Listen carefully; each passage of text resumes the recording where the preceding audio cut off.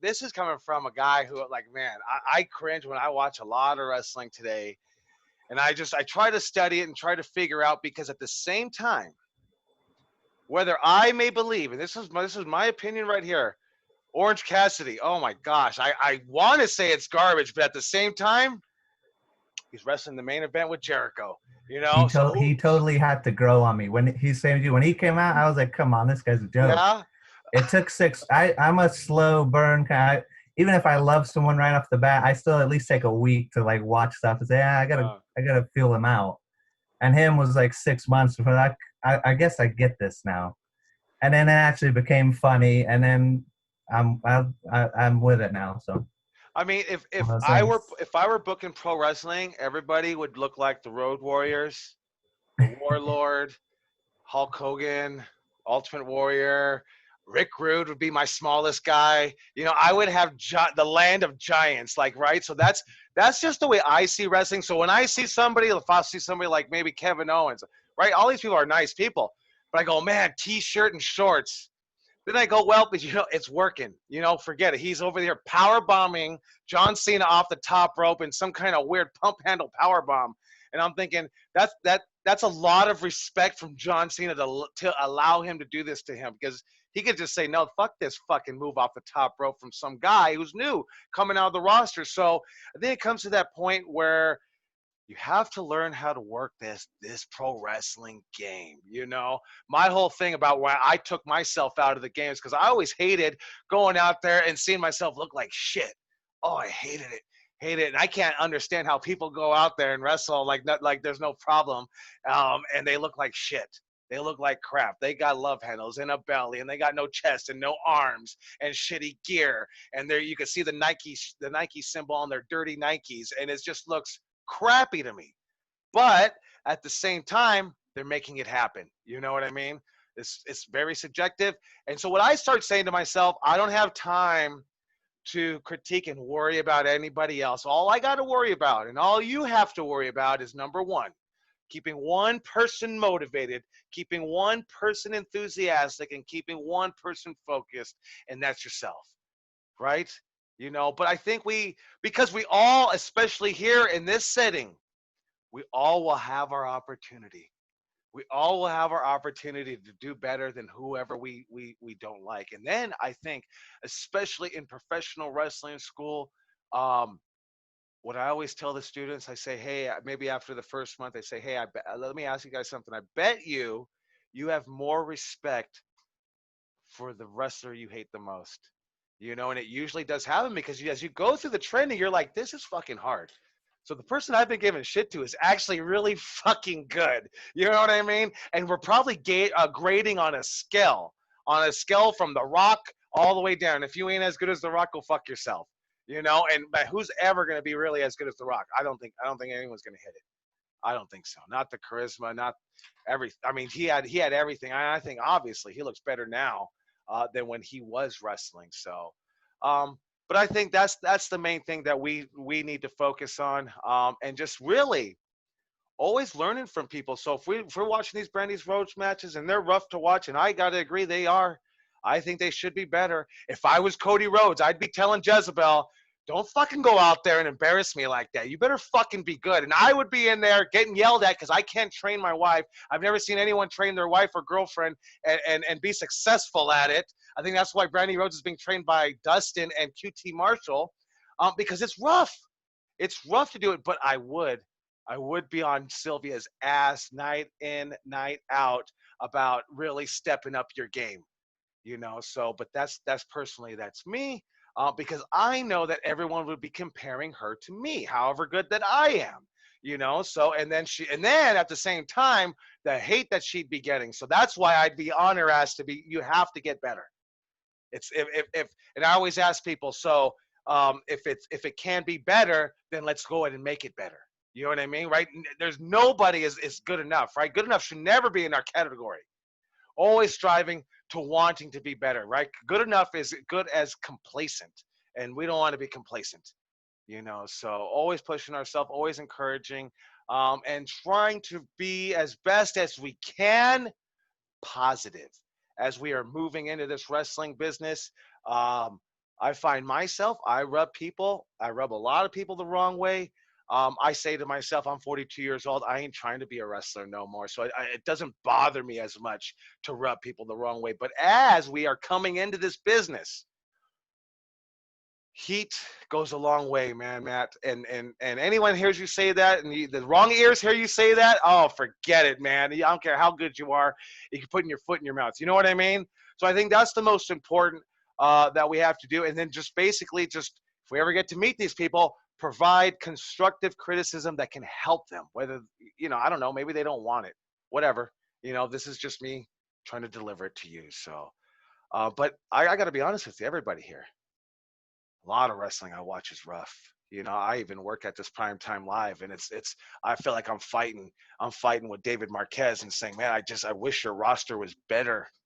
I wish your roster looked better. I wish you'd let me book your roster, but it's just this is the situation that I'm in, and so I'll rock the boat, but I won't keep rocking the boat, So that's the thing. You got to be able to play that game. But yeah, I do see a lot of wrestling as today is a lot of rough. That's why there's a lot of like Edge coming in and coming back on a pure run, guys like Matt Hardy, really just kind of really coming in and still doing it. Matt Hardy's been doing it, geez, like probably 30 years, probably the same as Jericho, if not longer. But that's just a little bit about the wrestling business itself. But it's good to have all of our opinions, and I would try to be free to let your opinion out without shitting on people the best we can, right? Because people, I gotta be honest. Rule number 6 again. Let's say it again. Grow thick skin. Us wrestlers, we have thin skin, man. If you don't tell me my Gonzo bomb was great, then you're hurting my fucking feelings, man. You told me my selling was off and terrible. My facial expressions were terrible. Yeah, man, I'm probably gonna go home and cry. I don't know if I'm really gonna go home and cry, but I'm probably gonna go, really? This is what I'm probably gonna say. Fuck that guy. That's what I'm gonna say. But go back and see what they actually said and fix it. So. All right, so let's see here. Let's take a look here. Any questions? I know that I kind of rushed the questions out yesterday.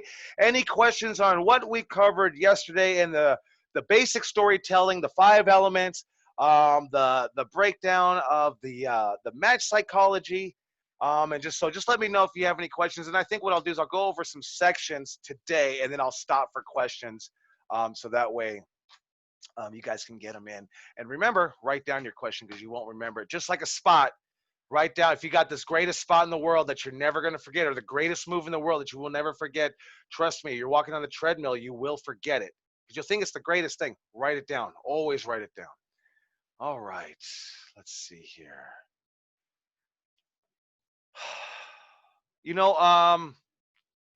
Let's see. Hey, Coach, I wasn't able to make it to yesterday. I'll be able to view yesterday's lesson. Yes, I actually posted it. So I've been posting. If you're not able to make the class, I've been posting it with the notes on the Facebook group. So just go into the comments on the notes.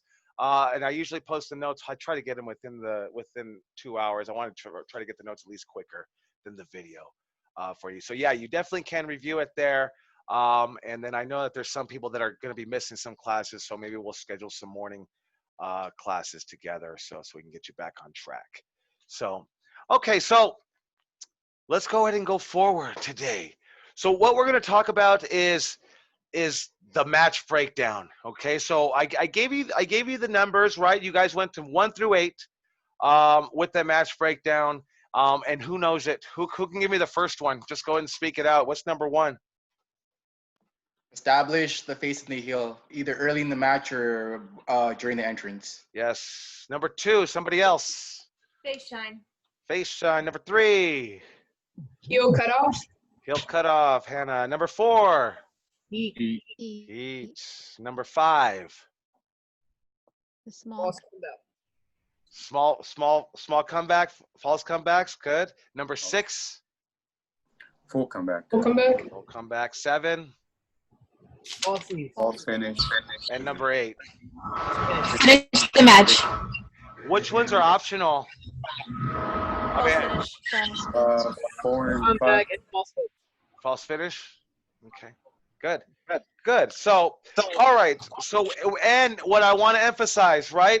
There are many many different ways to call your match. This is just one certain way to help beginners with their psychology and their match breakdown. So I never want you to say this is the only way.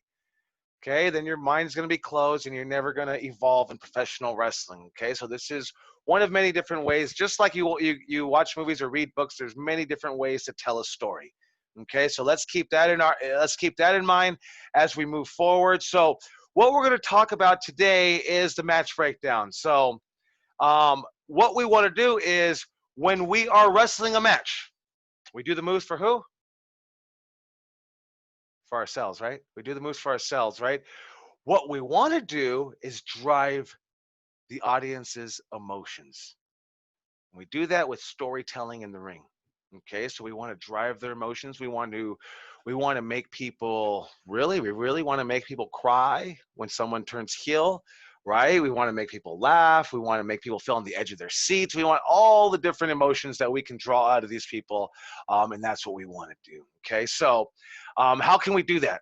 Well, we can do that by breaking down the match. Okay, so we definitely have number one there, right? Number one is establish face and heel, right? We're not going to talk about number one right now because if we're going to call a match, what I need you to do is to call the finish first. Okay? So I need you to call the finish first, and there's many reasons why, because you could be sitting down with Tracy Smothers and they say your match is up and you're going to the ring, and maybe you don't have someone like Tracy Smothers to take care of you, so at least you can go out there with the DDT is the finish.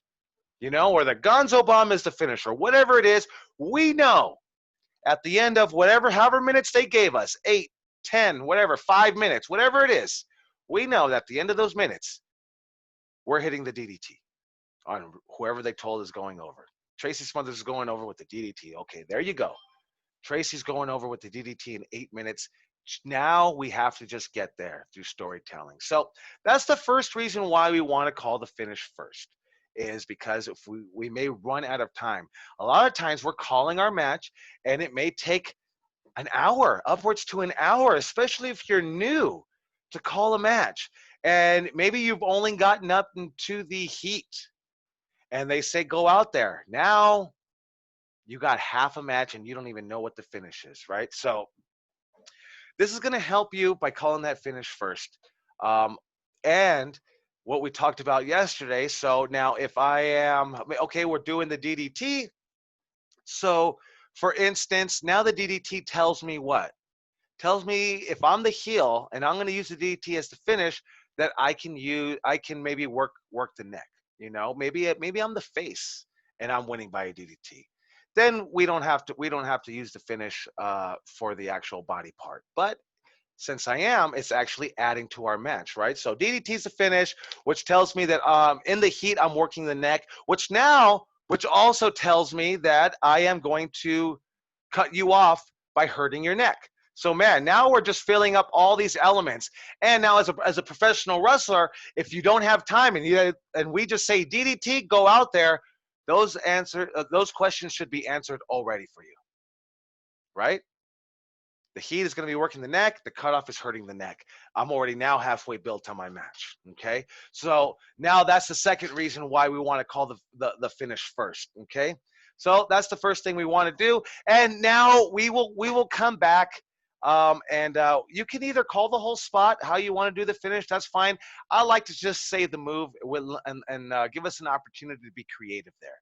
Okay, so now that we know that, we're going to go back to the beginning. We're going to go back to number one, okay? Because we already filled a lot of gaps in our match. We can really now just plug in the everything else, okay? So first thing we want to do is establish face and heel, and we want to do that early on, okay? So how do we want to do that? As we walk through that curtain. As soon as we walk through that curtain, or how about even better, before we walk through that curtain, with our music, okay? So our music should really tell us who you are. You should look like your music. It should match. Yes, Joe. Coach, so in regards to music, how does that work if you're like wrestling in the indies? Like, can you just use whatever song, or are there certain limitations, like you have to use non-copyright songs for some promotions? Yeah, I would just tell you right off the bat, go to the get some non-copywritten music. There's so many websites that you can actually go to. People just have free music. You can go through a list of it. I think that's what Bray Wyatt did to get his first song. I don't know if he's still using it, and he just got it from a free domain of non-copyrighted music, and you can use that stuff. So I would say do that now, because even on the indie level, a lot of people are doing streaming. Even if they're not doing streaming, they're still putting it up on their YouTube, and then YouTube is going to tag you for it anyway. So me as a promoter, I would say, yeah, don't come out to Metallica. Find something that sounds like Metallica better yet.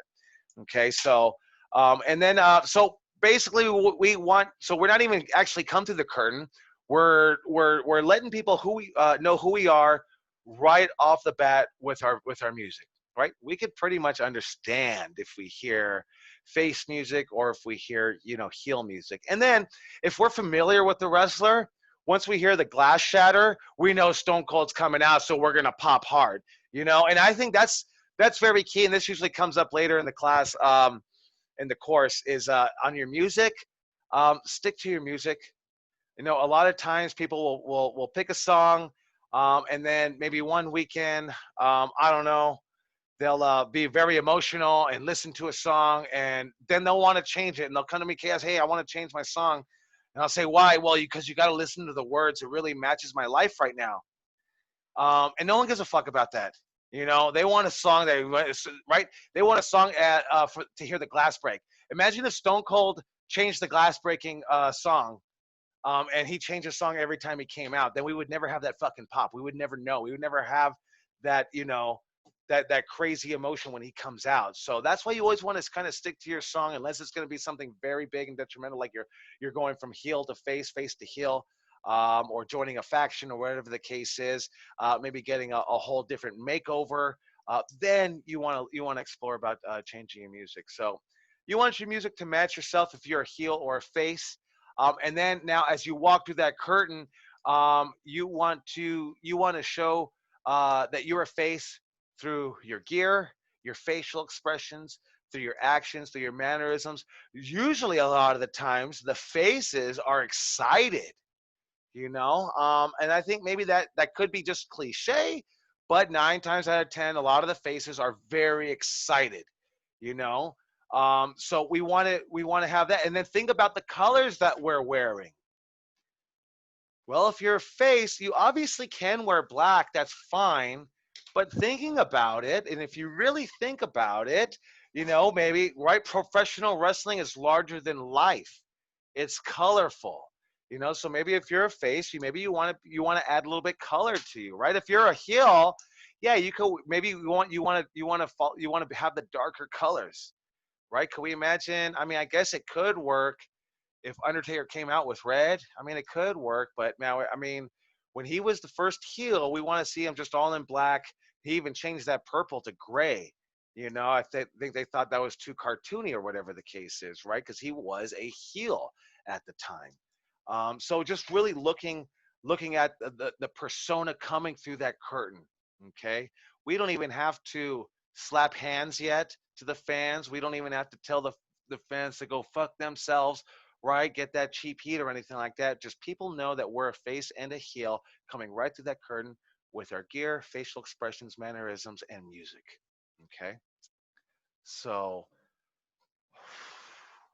now you always got to remember, now when you're dealing with the face and heel, I always like to see.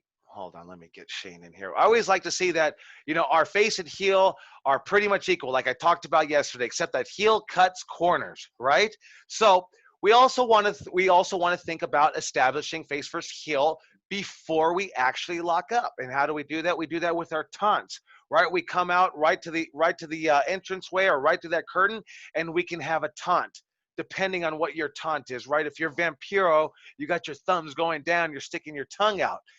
As you come to that ring, you can either have a taunt like Shawn Michaels right in that middle of the ring, or you could be like Triple H and have that taunt right at the ring apron.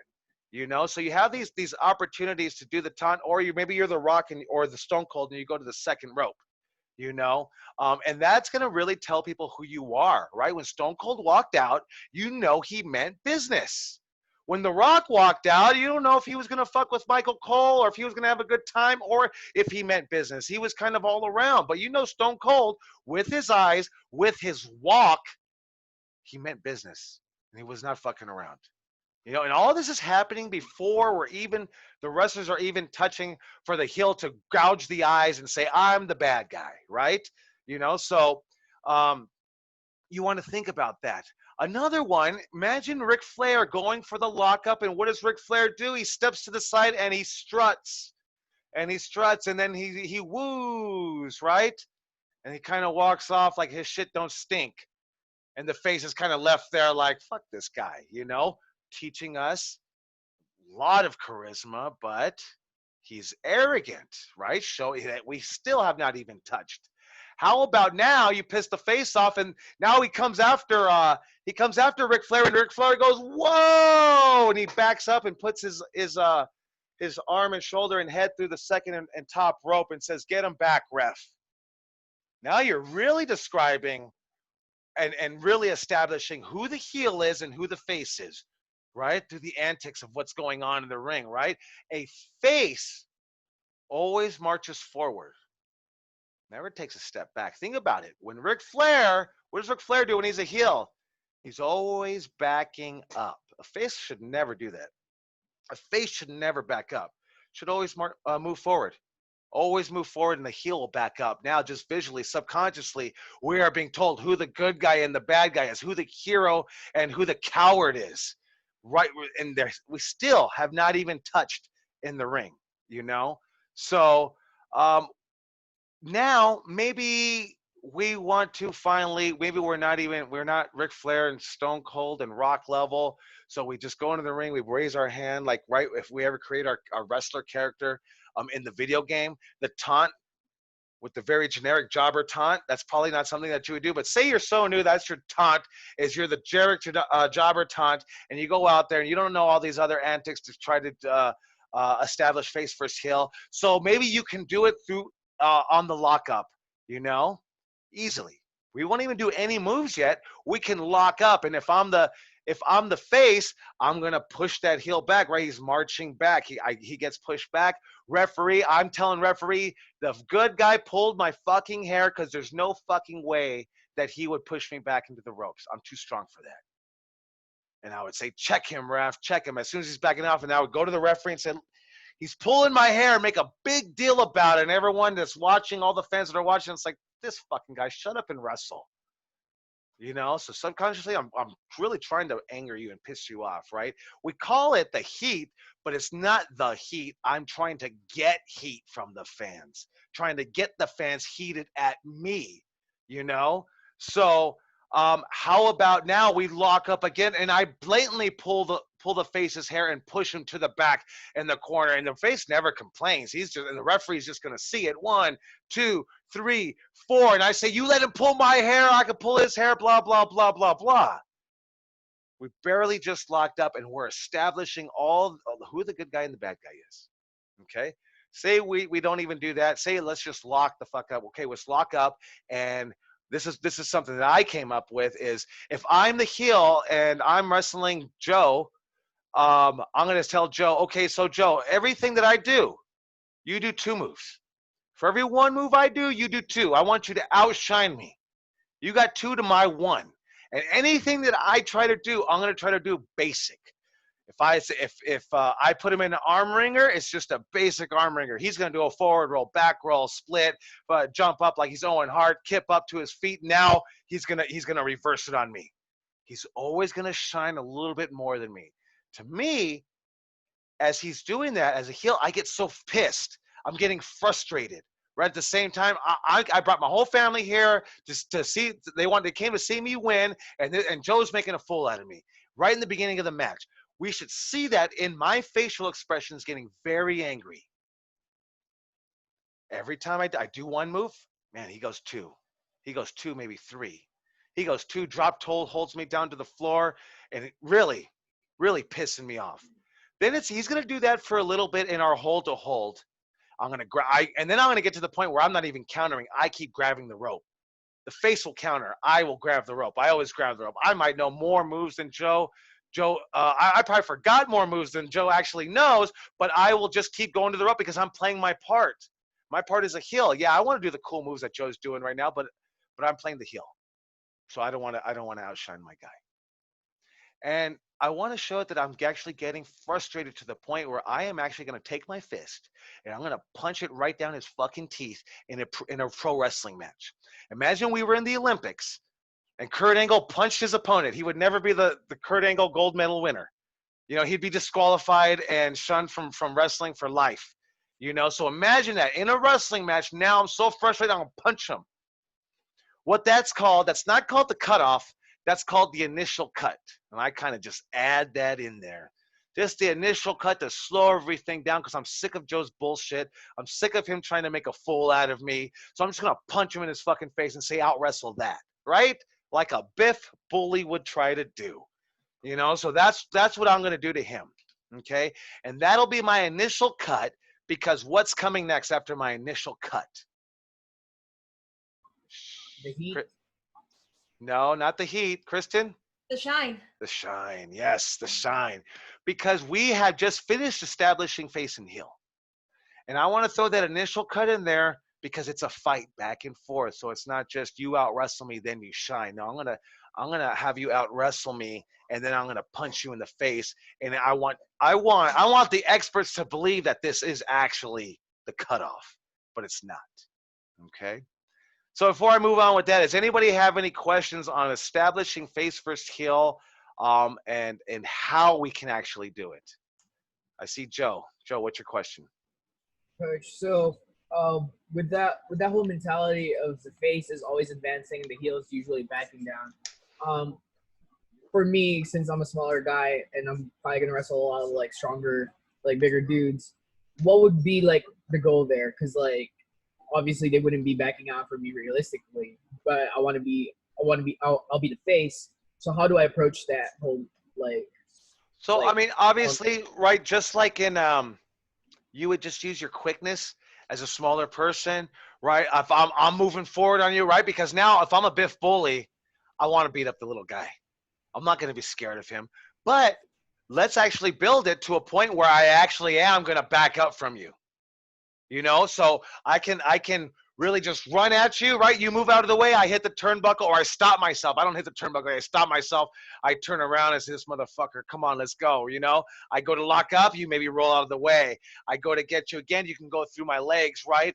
And then it comes to the point where I come and get you. Maybe you throw a kick at my leg, right? If you're smaller than me and I'm bigger, right, how are you going to bring me down to your level? Well, chop me down, you know? And if we put over the leg kicks like they do in MMA, and they don't put it over, it's legitimate. You ever seen someone actually tap out because they've been kicked in their thigh? It does happen where they just cannot stand up anymore. They kick them so many times. So if I sell that, like, oh my gosh, and then if we go to the commentators and we tell the commentators about Joe's educated feet, you know, and what he's been training in and what kind of kicks he's throwing at me, it now starts making it believable. You start kicking me 2 or 3 times. Now I might be, whoa, timeout, Raph, timeout. Check his boot. What's he kicking me with? He don't even have kick pads on. He's kicking me. You know, I would be just complaining about anything, you know, something like that. But then I would always try to build it to where I will start backing off from you. And then as a heel, right, I'm not always backing off. As soon as I hurt you, right, we'll skip the shine for a second. As soon as I hurt you and cut you off, I'm a shark who sees blood in the water. Now I want to come and get you because you're hurt. You're a wounded animal. Now I'll move forward. But for you, that's what I would say. You always have to use your speed, your agility, your quickness, and then you know, use moves that you can use to chop them down. A great match to probably watch would be, I think, like there's Bam Bam Bigelow versus Rey Mysterio. I think there's Kevin Nash versus Rey Mysterio, and it doesn't get much bigger and smaller than that. You know, Kevin Nash and Rey Mysterio, and they had a really excellent match. I actually think Rey Mysterio beat Kevin Nash, which is hard to believe. You know, they say Kevin Nash never wanted to lose, but he did. It was a great match. So check stuff like that out. to see how you can really do it. And then at the end of the day, it really comes down to your creativity. How creative do you want to get? Does it look good? Does it make sense? And is it safe? Then you can create it, right? You can even go outside these guidelines of a match breakdown and make your own guidelines, right? That's the beauty of professional wrestling. It's anything you want it to be, and you can create that, you know? Any other questions on establishing a face and heel? Kristen. Oh yes. What would you recommend with establishing heel or versus face when it comes to monster type characters? That's one of the things I've met, or at least one of the problems I also have with being a heel is that sometimes I'll try to do monster like puff out my chest and do like big person stuff, but people cheer me. Okay, so then you got to say to yourself, what is it about me that makes me likable to these fans? Okay. So, and then obviously, right, if they're cheering you, you're like, I don't want them to cheer me. Going back to what I told Joe, how can you become creative enough to turn these fans around, right?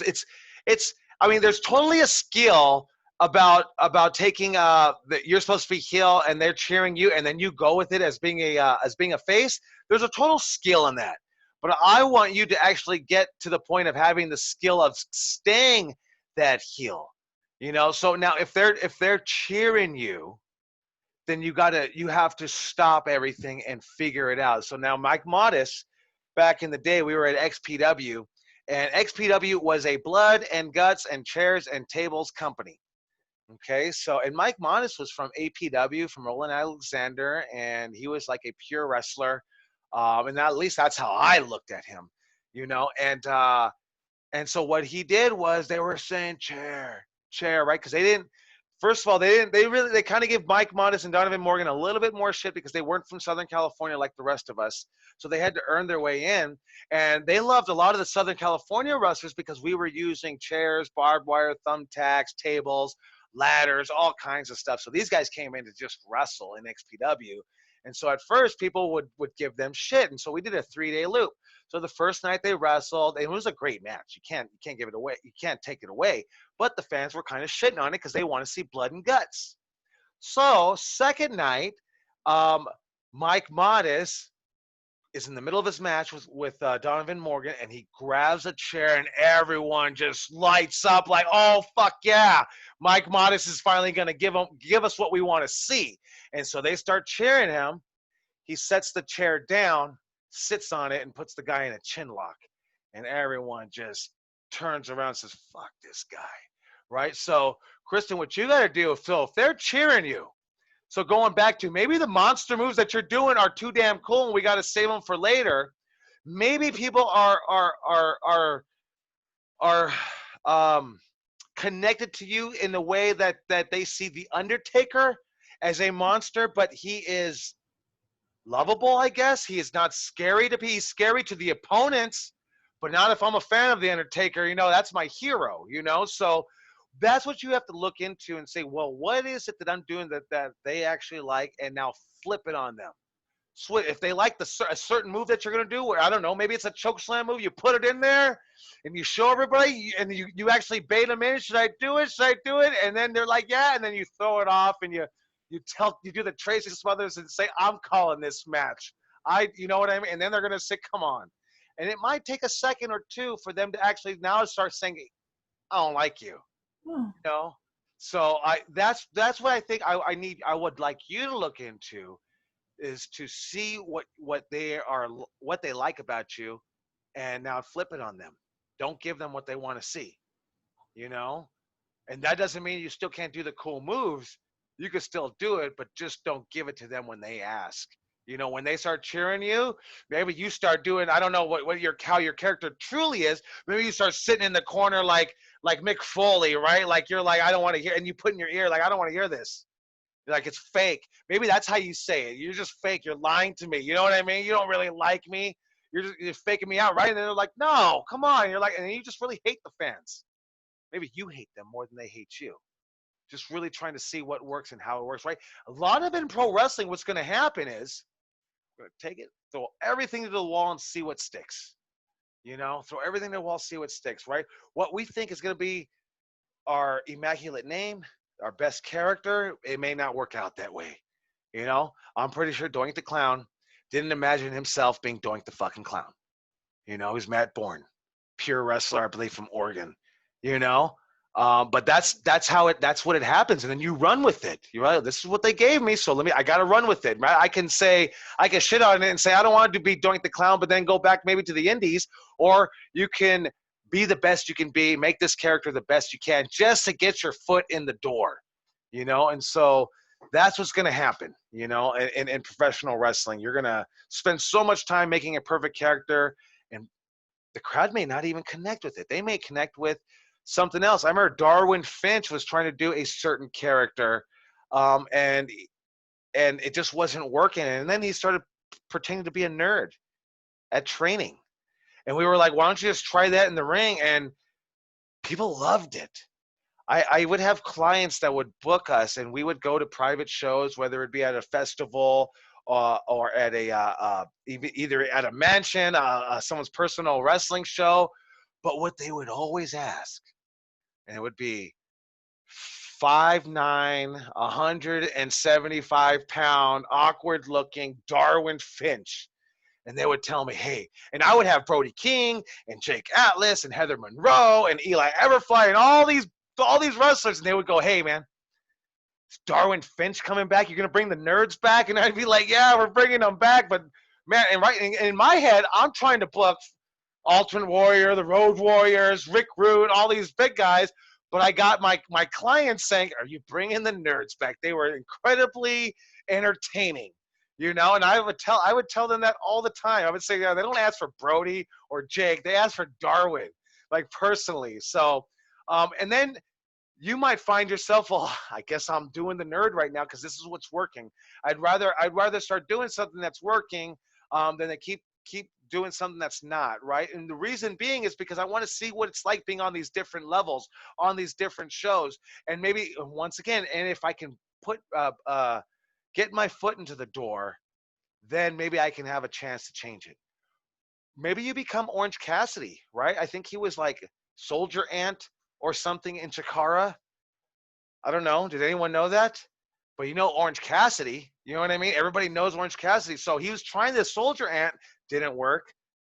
Try the Orange Cassidy, and it changes everything, right? And as crazy as it is, hands in his pockets, really doing the little kicks, you would say, man, I'm telling you, if any of you guys did that, I would say that's garbage. Like, you're never, ever going to get fucking booked like that. And look at this guy. He's getting booked. You know what I mean? So take it, throw it against the wall, and see what sticks, right? I might tell you it's garbage. And I would have told Orange Cassidy if he showed me that it was garbage, but I probably also would have said The Rock's elbow is garbage too. Really? You're gonna take your elbow off, throw it into the crowd. You're gonna smell the air like the baked cookies are done, and then you're gonna run past me. You're gonna run past me again, and then you're gonna run at me, and then drop an elbow. And I gotta lay down for that? Jesus Christ! It sounds like some corny bullshit, but it became the most electrifying move in professional wrestling at the time, if not still today, because I'm sure if he showed up on Raw and did it, we'd all love it still. So, but yeah, any other questions on establishing face versus heel before I move on here? Everybody good? All right. Okay, so now that I have already done the initial cut, right, because Joe was out wrestling me, making me look like a fool, I punched him in his jaw. It could be anything. It could be I could rake him in the eyes. I could kick him in the stomach, right? Because if I'm kicking him in a wrestling match, that's complete bullshit. That's against the rules. If it's a true wrestling match, it's against the rules. You can't do it. Pro wrestling, I get it. We let stuff go a little farther. So where we want to go now is have the face shine. But instead of it having just being lopsided where Joe's just out wrestling me and then shines on me, I want to punch him in his fucking jaw. Then I maybe want to rake him in the eyes and throat check him, and give him a couple of chops. Take him to the corner, give him another couple of chops. Like, I got control of this guy. Now what I usually like to do is just whip him. And once I whip him, my man's going to either go up and over, and he's going to give me arm drag, hip toss, big drop kick, clothesline over the top rope, right? Big shine.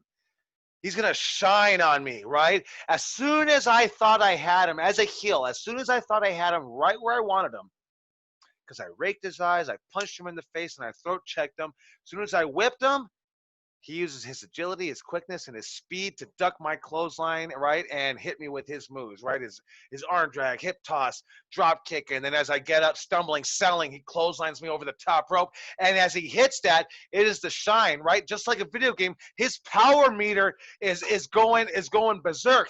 And at this moment, if he were to grab me and put me in his finisher and actually hit me with it, in my head, he's going to beat me, 100%. He built himself up, and this is a basic shine, right? Arm drag, hip toss, drop kick, clothesline. It can work. We can make it any moves we want. You know, obviously, I don't want my shine moves to be bigger than my comeback moves. So that's probably the first thing I'd like to say. And then, so what we would do in that sense is we're wrestling by numbers. So if a headlock is number 1, a shoulder tackle is 2, and a hip toss is 3. A drop kick becomes 4, right? So for wrestling by numbers, in a rule book sense, I wouldn't want, if I'm already to a drop kick, I don't want to go back to a headlock at that point. Never want to go backwards. My moves keep escalating. They keep getting bigger and better, you know, because why we want to reach a climax, right? So we can't have shine moves to be the power slam and the shining wizard, and then my comeback moves to be the arm drag and hip toss. It just kind of goes from here down to here, you know. So let's think about that by wrestling by numbers, you know. So if I hit the power slam, I'm not going to go back and probably hit a body slam because I'm already hitting a power slam. You know, I can, right? There's no rules in this wrestling, but this is just how I think about it. Okay, so I like to think about that, and it really kind of puts me on a path on my match, right? Okay, those moves are out the book now because now everything's going to escalate. Okay, so Joe clotheslines me over the top rope. He is fired up. Maybe he goes outside, throws me in, and his finish is the DDT. Maybe his finish is the DDT. He grabs me for the DDT, and I recognize it as a heel, and I get the fuck out of the ring. And he does the Jake the Snake and says, I almost had you. I almost had you. Right? And I'm like, just time out, ref, this, that, and the other. As soon as I turn around, Joe gives me the pescado. Right? It's the house show dive over the top rope. I catch him just like we did yesterday with Sage, and I'll ram his back into the pole and hurt him. That becomes the cutoff. Right? So, but the biggest thing is that Joe, on his shine, he wants to get to the point of everybody to be at the edge of their seat. So, and he needs my help to get there, right? Maybe he's a John Cena and they're going to love him no matter what. But if I'm not a good enough heel, if I don't do enough heel tactics from when I walk through that curtain up into his shine, they might not care about his shine at all. You know, if I don't get enough heat, if I don't generate enough heat to the fans or from the fans, they're probably not going to like his moves that he does. They're not going to care. They might care, but they're not going to get that awesome apeshit pop that we're looking for, you know? So it's my job to really go out there and really get some heat as I'm out there, especially on the independent circuit. We don't have the luxury of television and letting people know who our characters are before we show up. Usually they hear our music, they see us come to the curtain, and that's the first time they're seeing us. So from minute 1 right there to that curtain, we have to establish that we are a heel and that we are trying to get some heat in order for my face to get an incredible amount of shine and get the crowd behind him. Okay. So I want to emphasize that because we can, there's so many matches that I do see sometimes that people actually go through the motions. They do everything right, but there's no emotion involved in it. There's no passion involved in what they're doing. You have to really believe when I'm yelling at Joe because he locked up with me and he drove me back to the turnbuckle as a heel. I have to really believe There's no way he did that, ref. He pulled my fucking hair. He grabbed my fucking ear, boxed my ear, grabbed my hair, and pulled it to the back. And if you didn't see it, you're fucking blind. Bullshit. And I have to really believe that with a passion. Because if I really believe everything that I'm doing, I hope Joe believes everything that he's doing. And if that's the case, it's gonna be built for an organic moment when he does his shine. When he gets his shine, especially if I cut him off and punch him in the face a couple of times in a wrestling match. You know, and maybe if I want to even go a little further, I can, before we even lock up, hey man, this is a wrestling match, Joe. No punches, no strikes whatsoever. Just let the best man submit the best man. That's it. And he shakes my hand and we go in. And the first time I see he's out wrestling me, I punch him in his fucking face. Everyone's gonna go, bullshit. Bullshit. This is bullshit. But I want them to say that, right? I want to be that shithead heel. So when he gets that shine, everyone's losing their shit and everyone's ready for him to take it home, you know? So then I come then I go and cut him off. So that would be the shine section. Does anybody have any questions about the shine and how we can shine? And well, you know, hold on those questions. And a shine can be something as little as you walking through the curtain, going to the top rope like you're Stone Cold Steve Austin and putting your hands into the air and getting the cheers from the crowd. And then all of a sudden, before the lights come on, I smash you and beat you from behind. So you go tumbling outside the ring. You don't even have your jacket off. And I get on top of you. As soon as we throw you in, the bell rings. That could have been your shine. And now as soon as we go in, we're actually going right to the cutoff. Your shine could have been just your entrance. You know, the shine doesn't actually have to be moves. I can Pearl Harbor you while the lights are off. You go tumbling outside.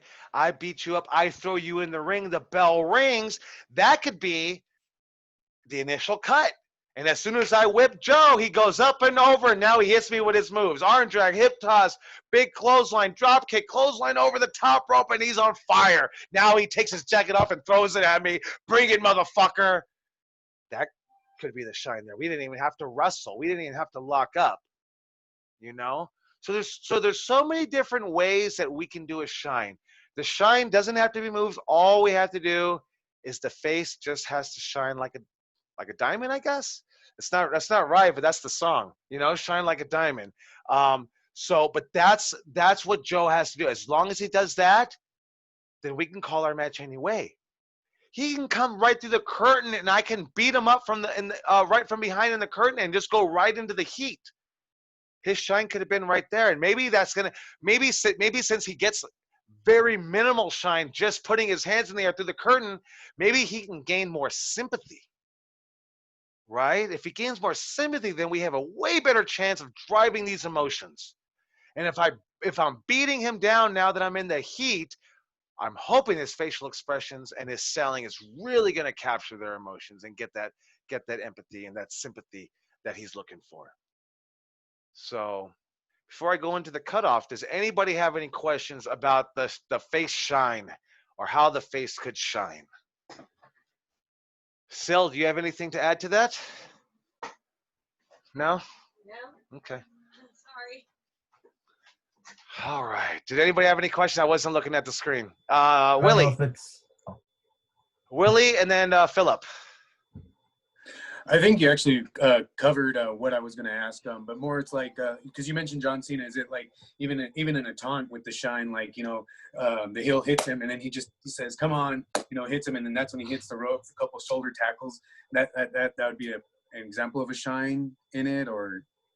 Are you asking? Yeah, that totally would be an example of a shine. Okay. And if it is in the beginning of the match, then it is the true shine. Those same set of moves can also be a comeback. You know what I mean? If it's maybe on the second end of the match, you know. So, Okay. But yeah, that totally would be the shine. And then what does he do? Then he puts his hand in the air. You know what I mean? Actually, when Yes. he's dropping the 5-knuckle shuffle, that is the comeback. He's about to take it home, right? We all know the comeback with, like, even Shawn Michaels or Bret Hart. Bret Hart does the Russian leg sweep, goes to the second rope. He gets you with the forearm. he's got his set of moves building up into the sharpshooter or the end or the super kick. Okay. Philip, you had a question. When you're in training as a wrestler, you have the mindset that you're going to be a heel or a face, and the booker knows that when they book you, or is that why it could lead to people not being good in one role or the other when it came to on the show? Like they are used to always being a heel, and then they've been told this show you're being a face, and they don't have a move set like ready for that. Is that what can happen? Or I would say right off the bat, prepare yourself to be a face. Right off the bat, the new person usually is the face. I like to teach my wrestlers to be able to do all forms of it: face, heel, tweener, whatever it is. But just as a beginner, be prepared to do face. Everybody wants to be heel right off the bat. I was going to ask, what's the percentage of people wanting to be face and want to be heel? Probably 95 to 5%. Oh, okay. Yeah, I was thinking it was still like 50-50 because there's, No, well, you know what it is. Everybody wants to be the heel, but everybody wants to be the cool heel, and everybody wants to be the heel that does cool moves. And so we get into this gray area. But I think if we play the traditional roles, you cannot go wrong. When you start playing that gray area, it's really difficult, especially if you're new. If you play white hat and black hat, there's no way that you can go wrong with that. I mean, like we talked about the Bible and Star Wars, same fucking story. You know what I mean? It's the same thing. It's just good versus evil among so many other stories. I think the Matrix kind of runs in the same path line as that. Good versus evil and the one. So Luke Skywalker, Neo, and Jesus Christ are all the one, right? So it's kind of the same fucking storyline, and you cannot go wrong with that. You cannot go wrong, and I think that you find yourself having a lot more fun with direction because you think that doing the moves is fun. No, there's no better thing in professional wrestling than to be in a match and to sit there and tell Mongo. I was in a match with Human Tornado and Angel Face Chavez versus the Santino brothers, myself and Mongo. And Mongo is bigger than me. He's like 260 pounds. At the time, I was probably like 230. And he's like 260 pounds, and he's letting skinny fucking Tornado bump him all over the fucking ring. And we're wrestling at the Allen Theater in Southgate, California, and there's like 20 people there. But these 20 people are losing their shit because Tornado is just doing it. Tornado is being Tornado. He's doing his thing. He's doing the splits. He's kicking us in the balls, just left and right. Not us. He's kicking Mongo. He's bouncing Mongo left and right. Finally, Mongo comes over and tags me. And I'm mad. I'm really mad. Not pro wrestling mad. I'm really mad. I'm like, dude, both of us are on steroids at the time. We're jacked. He's 260, I'm 230. And I'm like, you're letting this guy bump you all around. This is the ego talking. You're letting this motherfucker bump you all over the fucking place. I go, watch. I'm going to shut this fucking crowd up. And I was mad. The crowd was losing. 20 fucking people, right? Just cheering him on. It sounded like it could have been 100 people there in this little building. And so I went over there, and I really just cut. It was like real life cutoff because Tornado came in, and he wanted to bump me all over the place. I countered his move, brought him back down, and just cut him off, and then grabbed a chin lock, right, and started telling everyone to shut up. And the whole crowd went from off their feet, at the edge of their feet. They were almost by the ring, slapping the mat. They actually just started coming right back down. And my point is, there's nothing better in professional wrestling than driving these emotions in the audience. There's nothing better. Bringing them up at your command, bringing them down, and really touching their hearts. Really, like, man, because I was livid. And then when I brought that crowd down, it actually made me feel good. Like I felt like a conductor. And then I said, all right, Tornado, you're going to do the hot tag. You're going to have to shine on me. And let's bring this crowd right back up because it's time to get this crowd back up. They're getting a little tired. And that's what we're doing. It's not about the actual moves. It's about driving that crowd around, moving them. We want to make them cheer right now because Joe's hitting his shine. I'm cutting him off and ramming his back into the pole, and I want the whole crowd to go, oh. And with each strike to Joe's back, I want the crowd to actually feel it. And the only way that the crowd's gonna feel it is through his facial expressions. But before we get that, did anyone else have any questions about the shine? Willie, we got Willie. Okay, all right. So now that Joe did his shine, right, and we talked about a few different types of shine. You don't even have to actually do any moves to shine in a wrestling match. But now that I caught Joe and I smashed his back, okay, on the pole, right? I don't never want to just catch him and slam him onto the ring. Maybe on the ring apron, I guess, right? The ring apron's the hardest part of the ring. The pole is actually the hardest part of the ring. But maybe if I slam him there, but if I just catch him from a crossbody and slam him onto the ground, right? We talked about with Sage yesterday about she should be able to overcome just a regular wrestling bump. But this bump is one that's actually hurting him, metal onto his back. It's a different story. Now he's fighting from underneath as the face. So what I have written here is the heel must stop the sequence of moves which will only lead to a quick loss on the heel's end, right? We talked about how he's ready to hit he's hitting his power meter and he's ready to hit his finish, right? So once we hit the climax of the shine, it's the heel's job to switch the gear of the match, right? So I catch him and I smash his back into that pole, okay? So now when I get back into the ring, I do not have to think about any moves. That's why we called the finish, right? What was the finish? I guess a DDT. So now I'm working his back. Maybe I'll try to start moving it up to his neck. Maybe as I caught him, I'll hit him in his neck on the pole better, right? Because that's what we talked about. We talked about the DDT and utilizing that. So now as I throw him back in, he has to sell that like nobody's business, right? We talked about your neck hurts and you have to move like this. In real life, we have to take the instances in real life when we've gotten hurt and apply that to the wrestling ring. Times stubbing your toe on the coffee table. It really is, because that's what professional wrestling is. It's larger than life. If I hurt my back, I go, oh. If I stub my toe, I go, oh my gosh, I'm cussing up a storm. I'm hopping up and down, holding my toe. That's pro wrestling selling for you. So Joe hits his back. He's like, oh man, and he's trying to get to his feet. No, you wouldn't get to your feet. You would just not move anymore if you were hurt, right? But Joe's a pro wrestler. So he's going to use those ropes like he's Rocky. And maybe not too early on, because if it's too early on, he's always crawling on the ropes. We want to save some for a little bit later in the end. So maybe his power meter went from full, and when I hit his back, it went right to half or maybe a third. It went to a third, and it went all the way down. I took out a lot of power, but I still need to beat him up to win the match. So I need his facial expressions. I need now just to think about beating up his neck. That's all I have to do. Or whatever body part that you're working. That's all you have to do. You don't have to think about what moves to do. I have to do a neck breaker. Then I got to do a brain buster. Then I got to do a power bomb onto it, a low power bomb onto his neck. I don't got to think about any of those moves at all. All I got to think about is beating up the neck. And if I don't know what to do, I club the neck. I put my knee in the back of his neck and I pull his back by his chin, right? I could put him in a camel clutch.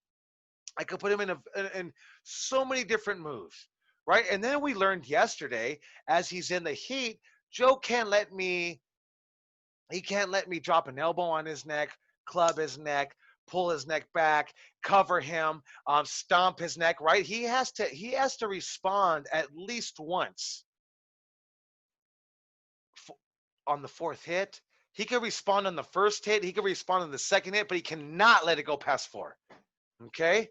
So, and if he responds on my first hit, it makes my job a little bit easier because now I really don't have to think. Because if the guy is still standing, I don't even have to worry about beating up his neck. I just got to get him down to the floor now, you know? And I want him to think about his comebacks and his false comebacks and staying alive, right? I want him to think about staying alive. If I'm beating him down and I dropped an elbow covered, kicked out 1-2. I stomped on his neck and I walked over and yelled at the person in the front row. And I came back and I created that distance. Joe should answer back with at least a push, a punch to the stomach.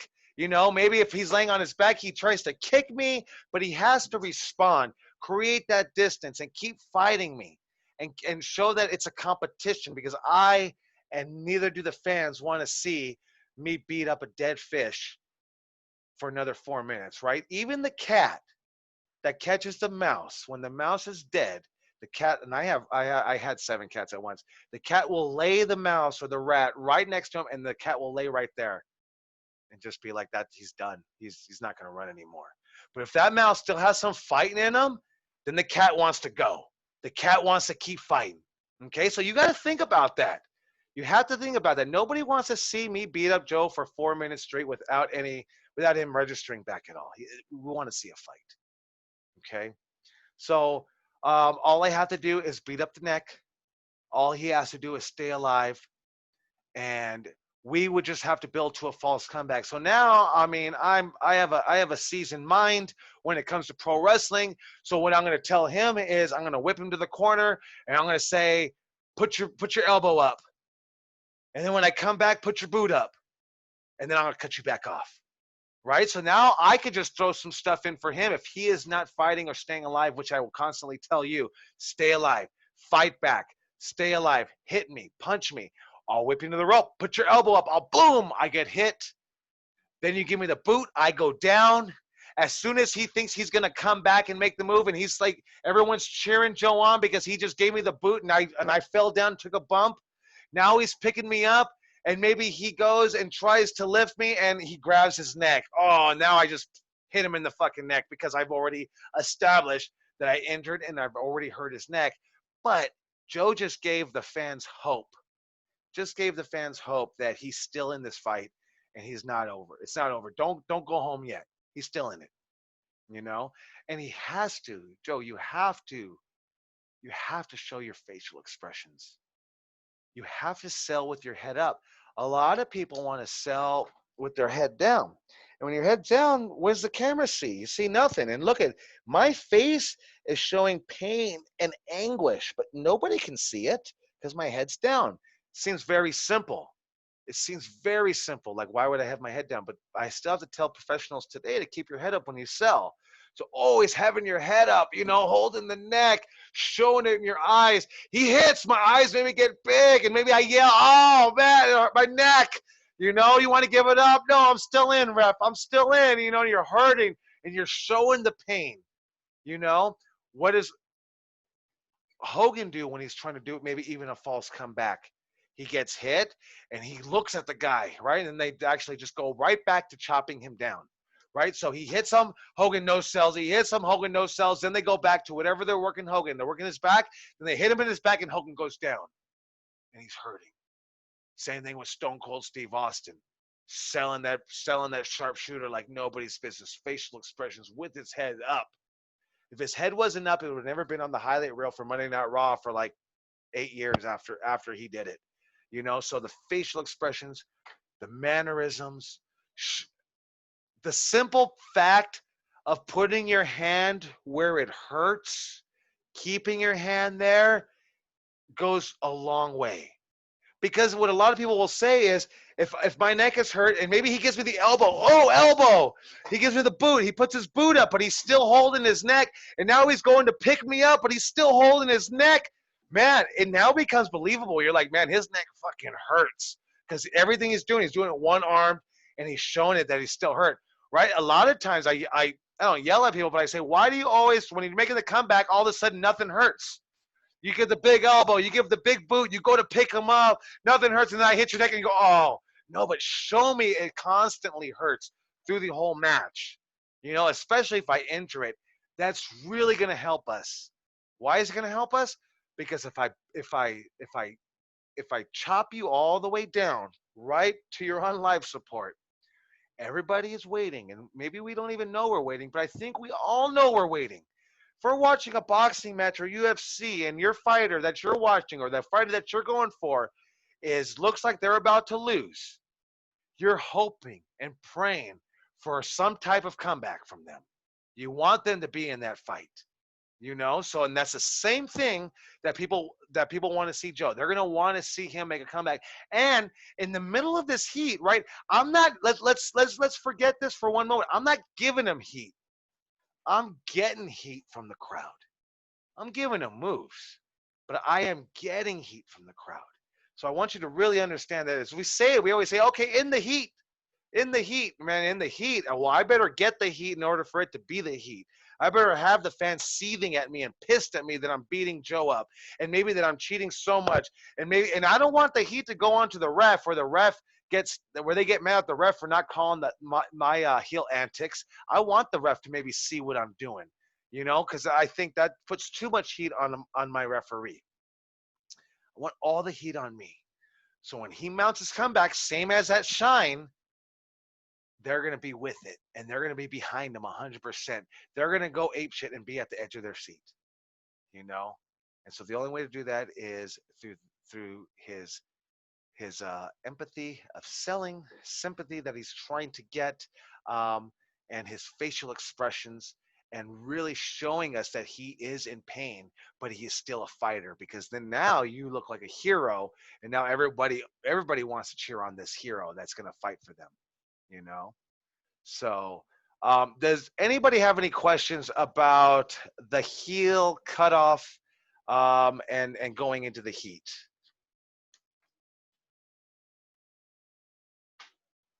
Kristen, I see your hand there. I have my glasses on so I can see better. Oh, I don't know if this will be covered shortly afterwards, but basically I'd mentioned yesterday about issues with gear changing. What would be, without relying too much on big moves, what would be the best way to gear change during the heat, like maybe after a comeback, or like you really want to show that you want to take this person down? Okay, so we talked about Hogan getting hit and no selling, or even in our instance, Joe. I whip Joe to the corner. He sells his neck. I take an extra couple of moments because I'm slowing it down because the gear's about to pick up. I'm slowing it down. This could be you. Shut up, ref. Look, watch this. And I run in, and he gives me an elbow. His power meter's building. As I recognize the elbow, I check my lip. For blood. I look him right in the eyes, and I charge him again. He gives me the big boot, and I stumble back. Now his power meter is going even higher. I register the boot. I look at him again. I fire in with a clothesline. He ducks it. Right now he starts giving me the kicks. He changes his gear. Kick, kick, kick. I swing again. He ducks. Kick, kick. Up into the point where maybe he makes the mistake and runs away from me, and now I can cut him off. And as I cut him off, even if it's a back elbow or whatever the case is, on that cutoff, going back again, I'm going to tell you, I'm changing the gear because Joe just gave me an elbow. He ducked a line for me. He kicked me in the teeth. He kicked me. So I look like a newborn deer. I couldn't even walk. And now my gear is going to change because I gave him that elbow, and now I'm furious. I'm almost to the point of I'm going to start punching him, and even Jack the Ripper start choking him, until the referee's trying to pull me. 1, 2, 3, 4, trying to pull me off, and I slow it down. Change that gear. It doesn't even have to go that far. He could give me that elbow. I could whip him into the corner. He gives me the first elbow. I see it. I recognize it. Look at him. Now I could just start smashing him. Chop, forearm, chop, forearm, chop, forearm. And now maybe even stomping the mud hole, thinking like Stone Cold Steve Austin. Whenever you see Stone Cold Steve Austin stomp the mud hole, that's him turning on the gear, turning it up higher. Boom, boom, boom, boom, boom. So those are different ways that I would see the gear changes going up. And then the same thing goes for Joe on his false comebacks or comebacks. So if he's in the heat and he's getting heat from me, and I create that separation, jaw jack with the ref, jaw jack with the crowd, and come back over to him, maybe he just fires up with a Liger strike, shooting strike right up on me, and now as Joe feeling that Joe is saying to himself, I've been getting beat up for the last 2 minutes. He injured my neck. I now just created this distance and gave him this Liger shot to the uppercut shot to the chin. If I don't turn on my gear right now, the match could be over. Now, regardless if he actually does make the comeback or he gets chopped back down, I would like him to show that he's trying to fire up and fight back, right? We've all felt that. If you ever tripped and jumped back up to your feet, it's kind of that same thing and same thinking of just turning up that gear of really wanting to fight because he's been getting beat up. So those are those definite gear changes that we want to bring into the match. But especially in the heat, the entire heat could be a whole gear change, right? So we go from Joe's shine to my cutoff to my heat. And right, what did I tell Tumor and Tornado or told Mongo? I'm going to shut this crowd up because I was going to start giving them the heat. And as soon as the heat comes, everything starts coming down. And that's where I want to keep it. I want to keep it. Maybe I'll change my gear, if he's trying to make a full or mount a comeback on me. But we're really going to keep it low until Joe is actually going to mount his comeback or actually do his comeback. So I hope that helped you out, Kristen, on that one. Anybody else have any questions on the heat, the hope? Right, so let me let me read this to you right here. So now we're not giving heat. As heels, we're getting heat, right? So that's what I already told you. So we are getting the audience to hate us for what we are doing and acting towards the face. It doesn't matter what moves or spots we do. During the heat, we'd rather work over a body part, beating and grinding your opponent down. As a heel, I have to make the fans feel the face's pain. And in return, the face needs to connect with the crowd to make the crowd choose sides. Okay? So, thinking about that, that's just basic 101 right there for us pro wrestlers. So I want you to think about, it doesn't really even matter the moves. It really does. We can once again, I can go in there with all of you. If I could teach you how to bump and maybe throw a punch, and I can get a 20-minute match out of every single one of you, right? Because it doesn't matter about the moves. It matters about the emotions, the facial expressions that you're delivering in this. And so whether I'm a heel, I still have to deliver my facial expressions. I have to maybe have a scowl, snarl, script, show my teeth, maybe I'm cocky, maybe I'm laughing at him because he's hurting down on the floor. And at the same time, Joe has to show the despair in his face, So thinking about the heat, right? You want to attack and work over a body part. You're a heel. You need to use facial expressions and aggressions during the heat. Turn gears on and off. A heel may be on cruise control when the match is going their way, but will turn it up if the face tries to fight back, right? That's Joe making his comeback. And the heel needs to give some face hope in the match, not just beat down forever. No one wants to see the cat beat up the mouse, even when he's dead, right? Okay. So now if no one has any questions about the heat, let's talk a little bit about the hope, the actual hope, right? So we talked a little bit about Joe giving me the back elbow and giving me the boot and ducking my clothesline, giving me a couple of kicks, and then I cut him back down, right? So that's pretty much the basics of hope, just showing that you're staying alive, right? So without the face giving the audience hope, then usually the match is uninteresting and boring. That's where staying alive and fighting back comes in. Even though the heel may be in control on this portion of the match, the face must continuously fight back and hope to stay alive.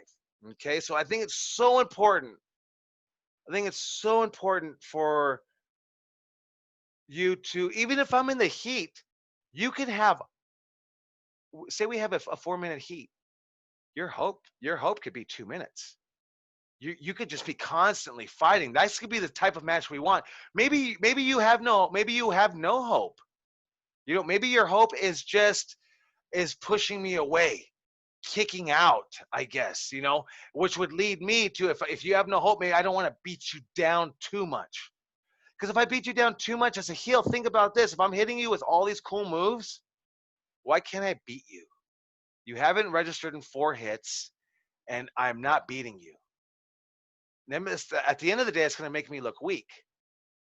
Okay, so I want you guys to think about that a little bit.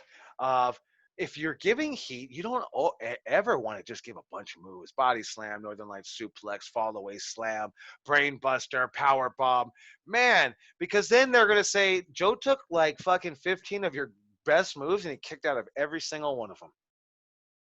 Wow, that makes me look weak, and I don't want to look weak. So like really, at the end of the day, and when we maybe in about a week and a half, when I get to call in matches with every single one of you, we'll only have two moves each. Less is more. You get more bang for your buck doing it that way. Okay. So, anybody have any questions about the Hope? I have Hannah, Sage, and Stephanie. Hannah first. All right, so let's say, like, I guess instead of like pushing the other person away or like the, I guess, heel away, you're just kicking out. So it's like kick out after kick out after kick out. Then could you do a comeback, or would you just like let it keep like simmering down? Well, you would only do the comeback, when it's time in the match, obviously, because you got to hit your time. You can use kickouts as a form of your Hope. You totally can. Just be careful as you do it, because maybe you're a heel like me, and maybe you just don't care. I don't care if my moves look weak or not, but it actually does mean something. So if you're the heel and I'm giving Hannah and I'm giving you all these moves and you're kicking out, I have to be aware that it's going to make me look weak. And I'd rather have you also be aware and say, hey, I don't want to kick out of so many of your moves because I want it to be more competitive at the end of the match. So if I'm kicking out of a lot of your moves in the heat, then maybe when we do the false finishes at the end, it's not going to mean as much. So, and it's just really on how we structure our match. And what I would always say is, you want to try it. Try it. Try to kick out a certain amount of moves and see how the match goes. I would think it's not going to work, but let's throw it against the wall and see if it sticks. Let's actually see if it works. Does it look good? Does it make sense? Is it safe? If we can say yes, then we can actually create and evolve in professional wrestling. I hope does that help you answer your question on that one, Hannah? Yeah, thank you.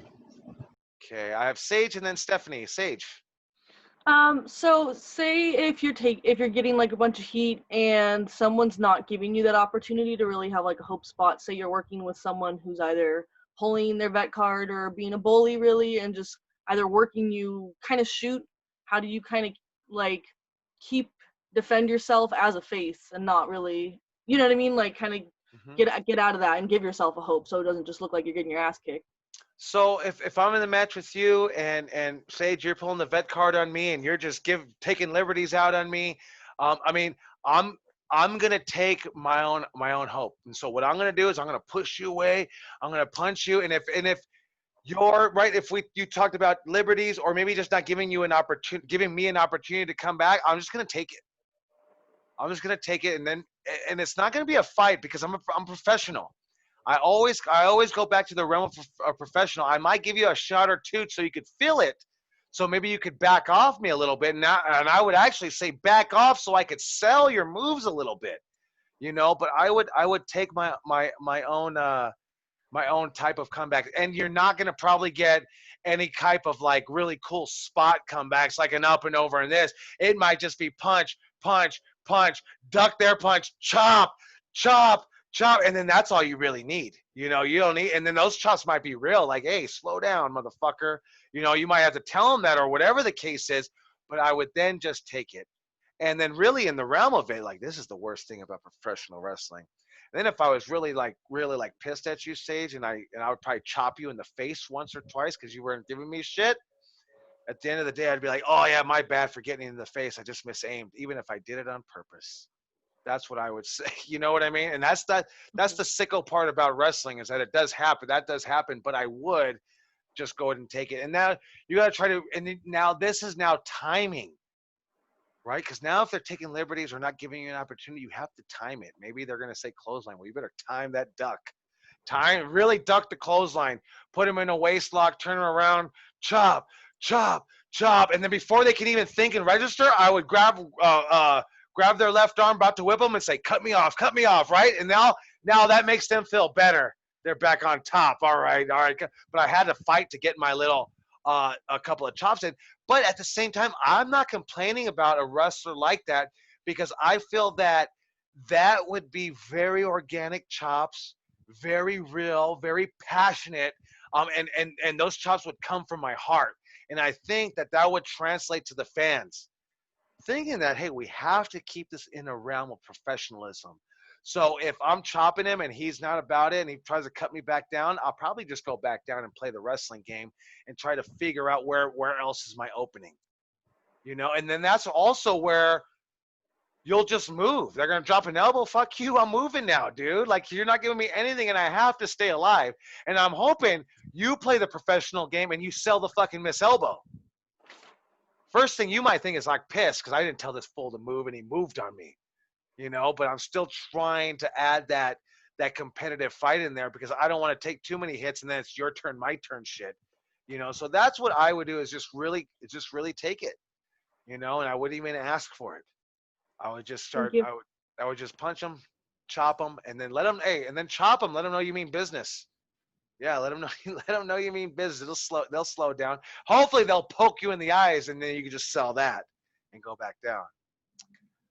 Stephanie. For some reason, this conversation reminds me of Survivor Series when Dolph Ziggler was left alone with Team Authority. Okay. I feel like he shined a lot, but also the heels, they really pissed me off. Oh, really? So he shined and then his team left him, or how did it go down? Well, Big Show knocked out John Cena, and basically the other ones were already eliminated. So John Cena was the only one left with Dolph Ziggler along with Big Show, but he decided to just switch. And I feel like that match was really exciting, but nerve-wracking. I don't know. I feel like, I don't know how to explain it. See, it was just badass. So that's the creativity that you're looking for when you build your matches. And that's why I say I want to give you an outline, but it's up to your creativity to take this to make it as creative as you want it to be, within the realm of wrestling. And that's why I always ask, I didn't ask today, but I like to ask people when you watch wrestling, how did it make you feel? Because those are the feelings that we want to actually do and bring out in our fans when we actually are starting to wrestle, and this is that match psychology, right? Sage is about to win and the referee gets knocked out. She hits her moves. She goes for the cover. There's no ref. So what that tells us subconsciously is that she really won. And if she loses, we all know it's bullshit. And she shouldn't have lost. And so we don't even count it as a loss. She still looks strong in some of the fans' eyes. That's just the storytelling and the psychology of wrestling and how it makes us feel. The same way as if you're ever into sports and your team takes it down to the wire and finally wins. That's the same feelings that we're driving in professional wrestling. So, all right. I want to open it up. We have about 20 minutes left. Any questions in general about what we just covered? And we actually got through a lot. We went to the Heat, to the Hope, and then now we have just to do we actually did the Hope and the false comebacks. So we just have to cover the comeback and the false finishes, and then we'll have time to actually. We're actually going to watch some matches and then we'll call some of our matches, which will come in the next week or so. So does anybody have any questions about what we've been covering, about the match psychology, the storytelling, or even the match breakdown of how we're breaking it down right now? I got Sean and Rain. Sean first. All right. So this is just in regards to timing your matches.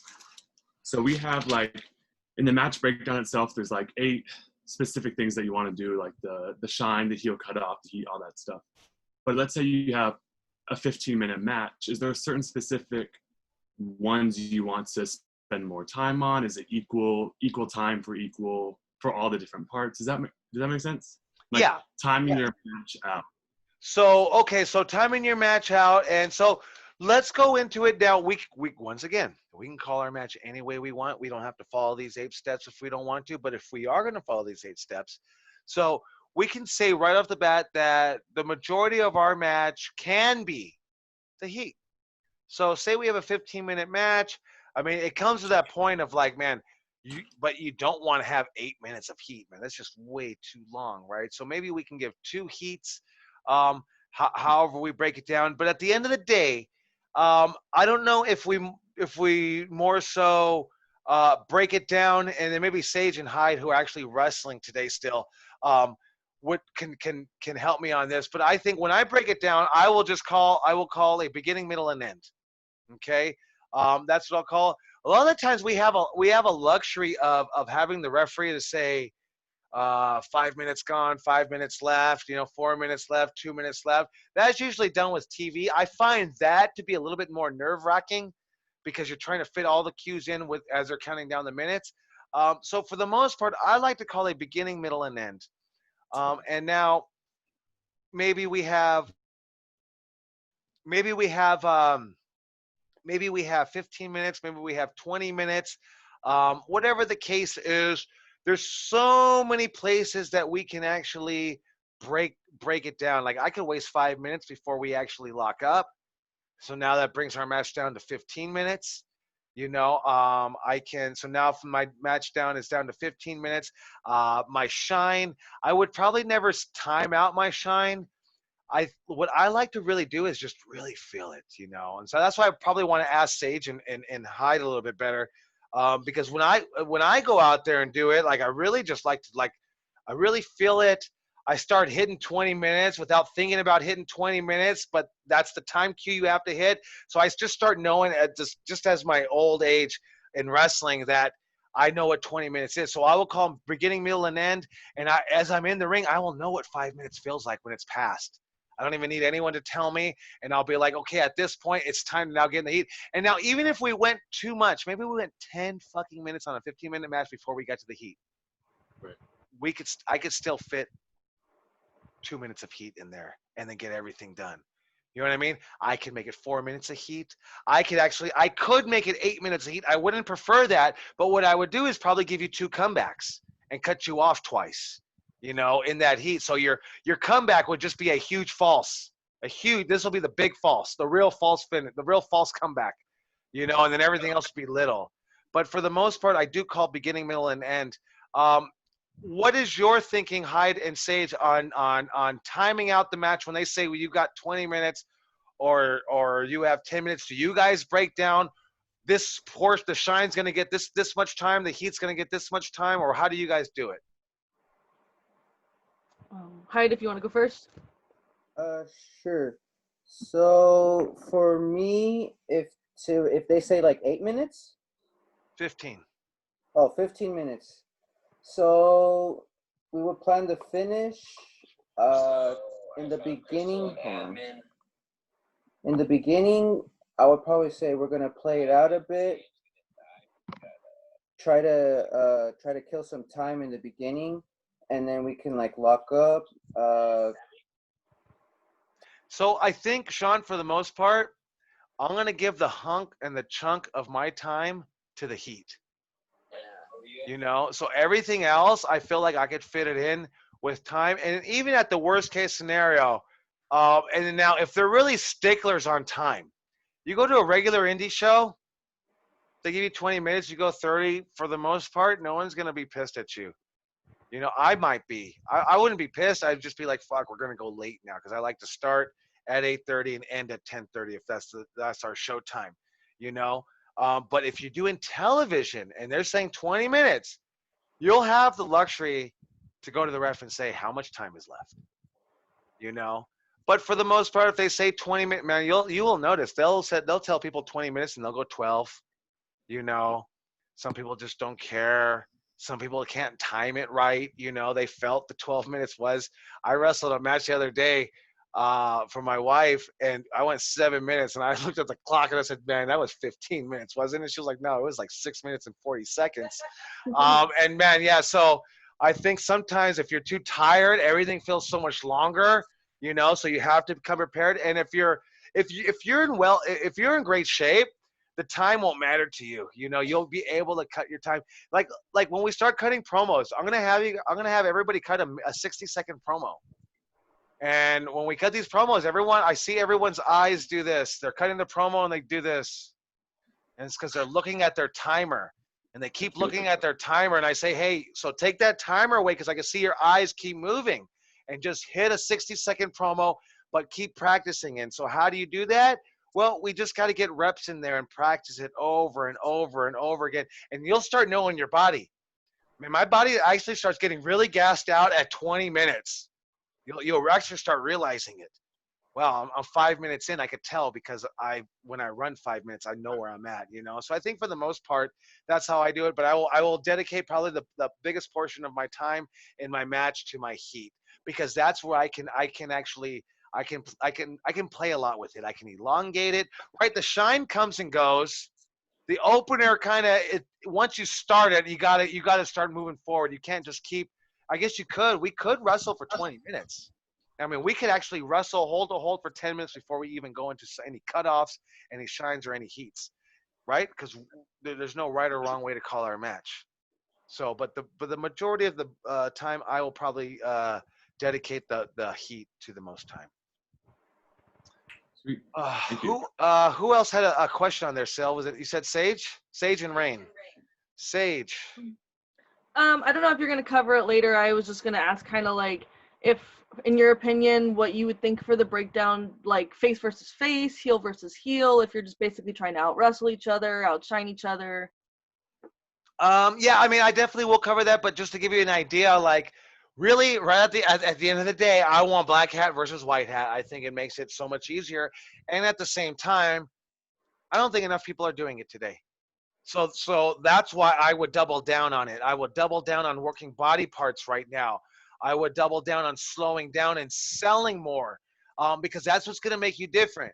Like if you're going to go out there and try to be, and this is going a little bit off subject stage, but if you're going to go out there and try to be Ricochet or Will Ospreay, you got to understand they're already probably doing all those moves better than you. So why don't you do something different that'll help you stand out? So if we are going to be face versus face, I would definitely tell somebody you're going to be the face. You're going to be the face with aggression. So I would still want that type of rudo in them, that heel in them. So it would never be just face for face for me. I would say you're going to be more of the aggressor. I actually told this to Ray Rosas the other day. He wrestled Kevin Martinson. It was Kevin Martinson versus Ray Rosas. And so I told Kevin, I said, so Kevin, you're going to be the face. Ray, you're going to be the face with aggression. And the reason being is because your partner's just turned on you and you don't trust anybody right now. So like, even though your partners are heels, the ones that turned on you, that doesn't make you that you're trusting on anybody right now, but that doesn't mean that you're a bad guy either, but you can still be aggressive. And then going into faces, I like to also tell people, right? We talked about 95% of people want to be the heel, right? 5% want to be the face. But just keep in mind, Stone Cold Steve Austin was a face. Just because you're a face doesn't mean you have to be a goody two-shoes. Supreme was always a face, and he wasn't a goody two-shoes, So I like for people to understand that. So that way, even if it is face versus face, let's at least have somebody be more aggressive, right? Because I could also be a heel without cheating. I could be a heel through aggression. I don't have to be a heel because I'm just a piece of shit cheater or I'm a coward or anything like that. I could be a heel through aggression because there's a lot of people that don't want to cheat, but they still want to be a heel. So, okay, I try to help them. Let's go this way on it. Let's be aggressive. People might see that. So I hope that helps you out, Sage. Let's see here. Rain, you have a question. Hi. So can you elaborate more on wrestling by numbers when we talk about the face shining? And is that kind of the same as during the heel cutoff when the face responds like up to the fourth hit? So yeah. So now what I don't want you to do, don't overthink any of this, right? Just remember, you have to be competitive, I wouldn't even count 1 or 2 or 4 hits. Just know that like 1 or 2 hits, you fight back and stay alive. Um, but at the same time, so now when it comes to wrestling by numbers, right? So strikes I don't really throw into the wrestling by numbers deal. So now say for instance, and I'm the face, and I'm gonna give a arm drag, a hip toss, a body slam, and a drop kick. And I number those, right? An arm drag is 1, because in my head I'm believing that to be lower than a hip toss, which is 2. Hip toss I would say is lower than a body slam, which is 3, because I'm picking you up. And then 4 would be the drop kick because it's flashy, you know. And so now when I say that wrestling by numbers, now if I'm going to make a comeback, now I get cut off, and now I'm going to take some heat. On those staying alive hits, those 4 hits that you talked about, I'm not going to necessarily do any of those moves per se. I'm going to do more punches, more attempts at moves, because a lot of the hope is what it is. It's hope. It's not actually the comeback. So on the hope, I just want it to be hopeful. So, but when I make my comeback, let's go back to the number that I use, right? Arm drag, hip toss, body slam, drop kick. So now when I do my comeback, I don't necessarily want to come back with a hip toss and a body slam, because now wrestling by numbers says that I'm already at number 4. And so if I go back to hip toss number 2 and body slam number 3, my climax is going downward. I want it to go up, up, only go up, up, up, up, up, and rise. So now what I would have to do is up the ante. Maybe my comeback is the up and over, duck his clothesline, body slam, or excuse me, power slam. After the power slam, I go to the top rope and I hit the big leg drop, and my moves just start getting bigger. So now a power slam is a big, and then think about this. If you ever play a wrestling video game, you have your A move and you have your double A move or X move or whatever it is, right? And when you double tap it, it's a better move than the single tap. So think of it that way. Think of it that way. And when we are going to hit our finish, we cannot hit our finish until our power meter is up. And the only way to get our power meter up is to keep upping the ante on our wrestling by numbers. Power slam number 6, leg drop number 7. Now we're going to specialty moves. He's attempting his Gonzo bomb, or he's trying to hit his specialty DVD, or whatever the case is. The moves keep going up. I never want to bring it back down. There's always going to be an exception, right? Because there's no right or wrong way in wrestling. There's no right or wrong way. This is just a way to do it. Okay, so there's always going to be the exception, but I never want my climax to go here. I want it just to go all the way up. If we're about to go home, or about to reach the climax of the match, that's where I want to go. Okay, does that help you out a little bit on the wrestling by numbers? Yeah. Does everybody understand that about the wrestling by numbers? It's just a little idea to keep to tell you where I should hit my moves and when I should hit my moves. Sean, I think you'll have the last question for the day. I think maybe I'll have time for Matt. Sean, what do you got? Just in regards to wrestling by numbers, is that only like for the babyface making his comeback, or can that apply to like the heel adding his heat? I would definitely apply that to the heel, right? So now if Joe is mounting hope in my heat, so maybe my heat should now wrestle by numbers, right? Because if he was able to mount a false comeback early on in my heat, I better up my ante of moves, right? What Kristen talked about, changing my gears to choking and powering him down. But I definitely want to wrestle by numbers, whether I'm a face or a heel. I want to think about that. Don't let yourself get confused, and don't overthink it. If you hit a fucking drop kick at the end of the match and you hit a fucking drop kick, it's okay. There's no right or wrong way. We're really talking about, and then it comes down to the point of you have to throw it to the wall. Try it. Try to hit the power slam and then take it back down to a hip toss. See what happens. See if it works. You know what I mean? You're going to have to attempt it and say, well, you know what? You come back to me and say, hey, that shit fucking worked, but this is what I had to do. Then I'll go around and be like, man, and I'll look at it and say, wow, that works. Now you taught me. You know what I mean? But that's why you have to throw it against the wall, because there is no right or wrong way. You know? So, Matt, I think you'll have time for your last question. Go ahead, Philip. That's cool. It's I mine's just kind of long, so I just wanted to check. You can go instead of 1, 2, 3, 4. 1, 2, 3, 4, 5, 6, 7, 8, 9. 2, 5, 8, 10. Yeah, Or if absolutely. you were doing a squash match, 1, 5, 10. Like it depends on the match, how much you build through the numbers. You would kind of figure it out based off of that. How much time you're given? Is that Yeah, to clarify? absolutely. You can do it that way. 2, 4, 6, 8, 3, 3, 5, 7. Of course, you could do that. Also, just don't overthink it, though. Don't keep it there as the rule, but understand that there's an exception to every rule, and every rule will be broken, right? So just keep that there to help you as a guideline, because when you start overthinking the psychology and you start overthinking the match breakdown, it's like that movie A Beautiful Mind. It's just all these numbers and letters just going everywhere, and you're like, what is going on here? I'm not getting it. And that's what we talked about, that it may take time for it to click. And should your finisher be a 10 and always have in mind that you might need an 11? Yeah, absolutely, right? Because that's a false finish. Your finish Final is a task. 10. Yeah, your finish is a 10, and then Philip kicks out of that. Now I better have an 11. You know what I mean? Because that's the thinking. I hit you with my Gonzo bomb, and I cover you, and no one's kicked out yet, and you kick out. Oh my God! Well, you know what I'm probably gonna do? Taking you to the top rope now. Am I necessarily going to hit the Gonzo bomb? I don't know, but I'm going to hit you with a move off the top rope, or at least that's my idea, because now I'm going to up the ante. And then once you kick out of that, that's when I look at my manager and say, I don't know what to do now.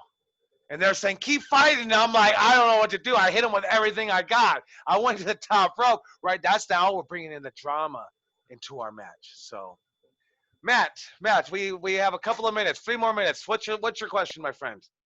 I was just gonna say, how does this work with tag team matches? Or is Oh, that like a tag, whole other day? yeah, tag team. We could break it down the same way. And then when we actually do our match review, we watch the Brainbusters versus the Rockers, who do an incredible match. And they actually do multiple shines. They do multiple cutoffs. And we'll get an opportunity to watch that. But yeah, really, it's the same match breakdown. Of course, it's going to be different. Tag team psychology is a little bit different. There's more that you can do. Obviously, you're playing with 4 players. So, man, the main thing I can tell you about tag team wrestling is that you want all the cogs moving at the same time, and each wrestler is a cog. That means that I don't want to be while Sylvia or while Joe is in the ring. Joe is my partner versus Matt and Philip, and I don't want Joe to be waiting on the apron while I'm hitting Matt with the move, and Philip is just waiting on the apron. I want Philip to be going to the top rope. I go run over, push Philip off the top rope. Matt comes and sees that. He clotheslines me off the apron. Joe sees that at the same time. He's waiting for Matt to turn around. As soon as Matt turns around, he hits with that spear, and all those cogs keep moving. And that's the best advice I always have for tag team matches, is that everything is moving. So that way when we come to these, whether it's the cutoff, whether it's the comeback, the false finish, or the finish, I want everybody moving simultaneously. No one's waiting for a spot, And obviously we are waiting for a spot, but we don't want to look like we're waiting for a spot. We're selling as we're waiting for a spot. And we can still follow the same psychology. And usually if we go in there, I'll say, Joe, hey, Joe, okay, so Matt, and I'm going to change the teams up now. It's me and Matt versus Philip and Joe. And I'm gonna tell Joe, hey, Joe, you're gonna get the shine. Philip, actually, Joe, you'll get the shine, but we're gonna give you the heat. So Philip, you do a lot of the hold-to-hold wrestling with Matt in the beginning, and Philip is actually gonna get the comeback. And then me and Matt will get our moves during the heat and during the comeback and the false finishes. And that's sometimes one of the easiest ways to break it down. So I'll tell Matt, Matt, you go in there with Philip and wrestle hold to hold. I'll go in there with Joe. I'll let him shine on me. I'll cut him off. Me and you, Matt, will give him the heat. until Philip comes in. He does the shine, and then we'll all go home and do a false finish. So now people are there's just actually one person doing a shine, one person taking a heat, or one person doing the comeback, and so forth, so we don't have to actually have everybody do it, but you can. We can give 2 heats. We can cut Joe off and give him heat, have him mount a comeback. Philip comes in, does a big comeback. We can cut Philip off and cut him off and work his back, and then have him mount a comeback. So there's so many different ways, and we'll actually go over the tag team match psychology. I believe it's next week on that also. So we just hit 8 o'clock. I appreciate everybody joining me on the first week. I appreciate everybody staying tuned. We actually had a full class all week here. So thank you. Make sure to take the notes. I'll post the notes right now for everybody. Make sure to take your notes and take my notes and put them together. And not only just to have the notes, but I really want you to study it, right? Get this into your head so you really understand it, because next week we'll start giving homework, okay? All right, so let's bring it in. Santino's on 3. Santino's on 3. 1, 2, 3. Santino! All right. All right, everybody be safe. Have a great weekend. And I will catch everybody on Monday. If you have any questions further on, just go ahead and hit us on everybody. the Facebook group. Bye, guys. Night, guys. Bye, guys.